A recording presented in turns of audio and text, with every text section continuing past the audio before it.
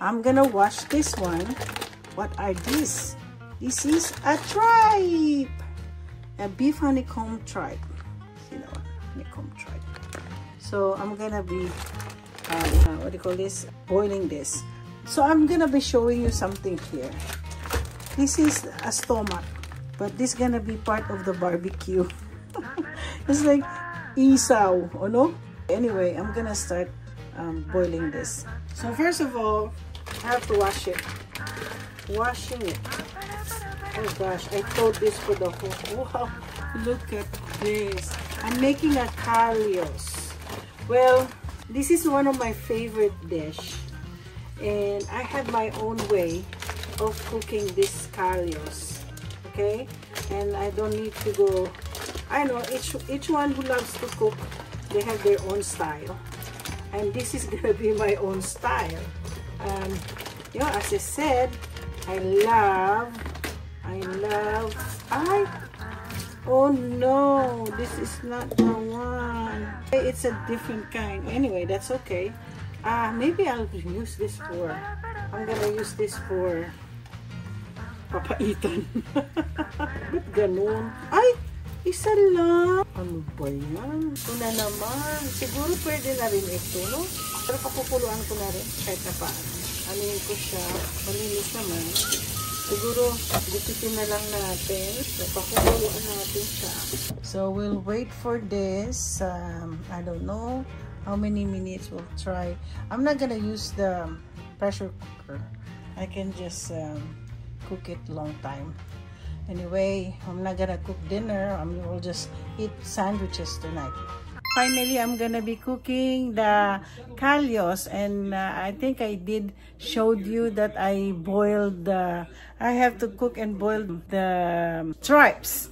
So ngayon, I'm gonna be cooking it now. I'll show you some ingredients. Okay, of course, we should have always garlic, onions, pepper. Of course, tomato paste and tomato sauce. I'm gonna do paprika para mapulang-pula siya. I don't have chorizo de Bilbao, so I'm using the kibiasa. This is like a Polish sausage, pero this is smoked, so that's why it will add flavor, yung smoked sausage.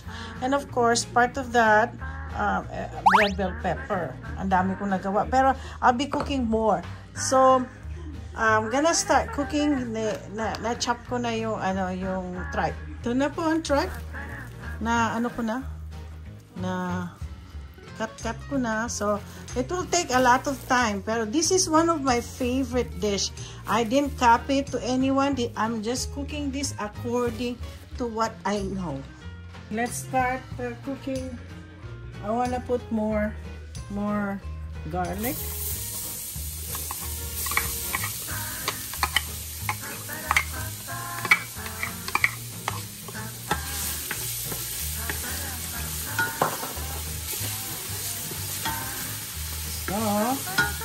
Tama ba yan?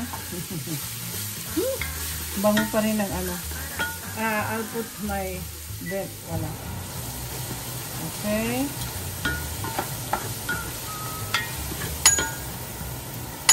Okay.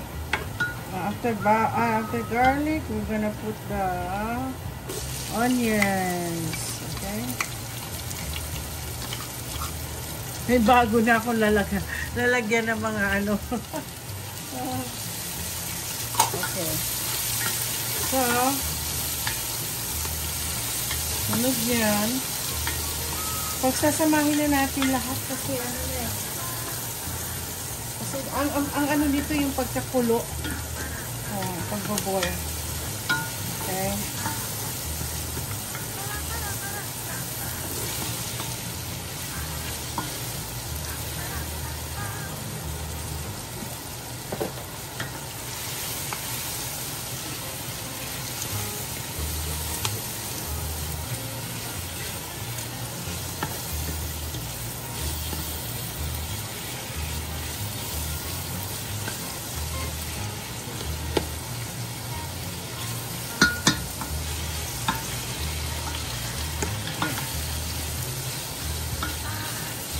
Mas lalagay na natin yung yung mga yung tripe. Dami.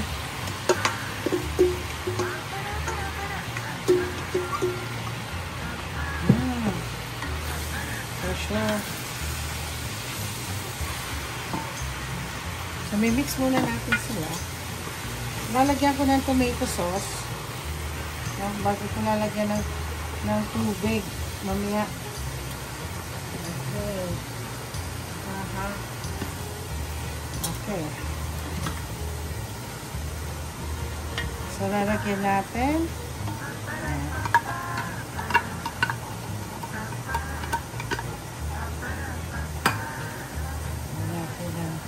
Ito na naman po. Ganito na naman po. Gusto ko bumili na may basil, garlic, and oregano. Para hindi ko na ako maglalagay ng oregano. Ayan. May ako na ilalagay yung yung tomato paste para para lalong lumambot. Malambot po yung tripe. Ito yung all-time favorite ko eh. Hindi lang Pasko. Naglagay po ako ng paprika para pulang-pula siya. Pulaan natin.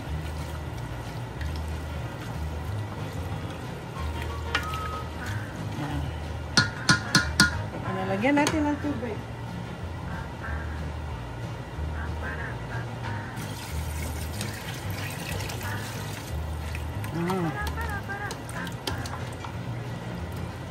Ayaw nga, lalagyan ko pala ito ng laurel kasi ang laurel po kasi nagpapaano yung lasa eh. Naku, meron pa pala akong muntik ko na naman pala makalimutan. Sandali. Put some pepper siya. Tapos I forgot to tell you, ito po yung garbanzos. Yun ang nagpapasarap dyan. Teka lang, pulang-pula to, no? So anyway, I'll put this to boil. Okay, let's check. Amoy mo na yung malambot na rin kasi yung So, ilalagay ko lang muna, ilalagay ko na itong mga sama-samahin ko na siya. Hindi ko naman po ilalagay lahat, mga lang, konti lang. Meron kasi akong isa pang dish na iluluto na kailangan ng bell pepper. Ako excited po ako, meron po akong mga tanim na bell pepper pero hindi pa po kasi siyang malaki. So, okay. Lalagyan natin yung Lalagay ko na po itong ito kasi marami po eh.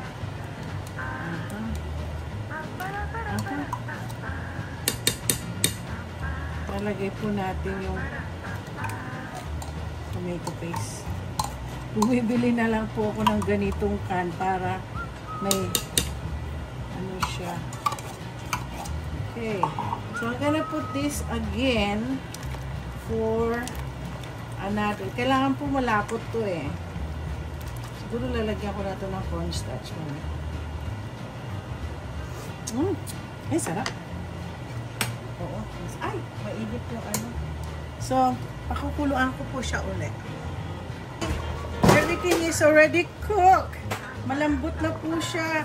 Kaya medyo igaganyan ko to kasi magdidikit-dikit na po.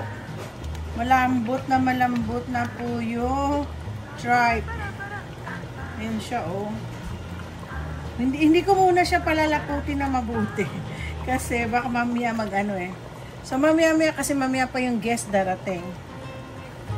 Kaya ganitin ko para hindi po siya madikit, walang masunog. Okay po, luto na yung aking kalyos. Malambot na po yung tripe. Kaya mainit eh, oh. Malambot na po siya.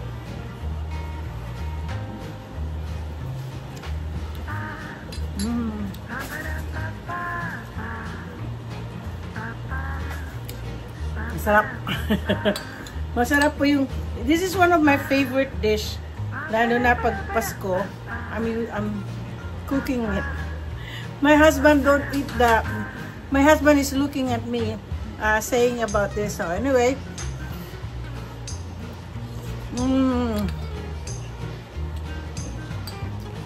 Sarap ng ano.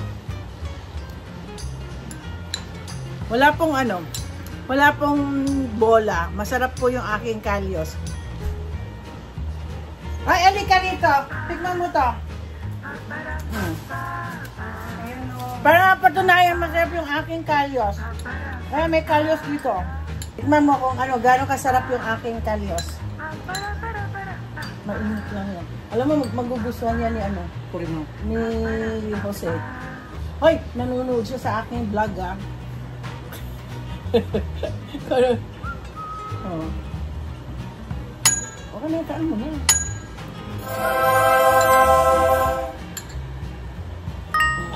Diba? So don't forget to like and subscribe and share. Yes. Okay, salamat.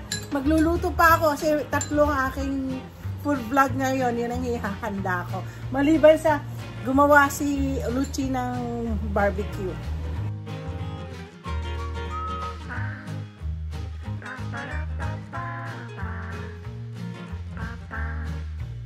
Ba-ba-da-ba-ba.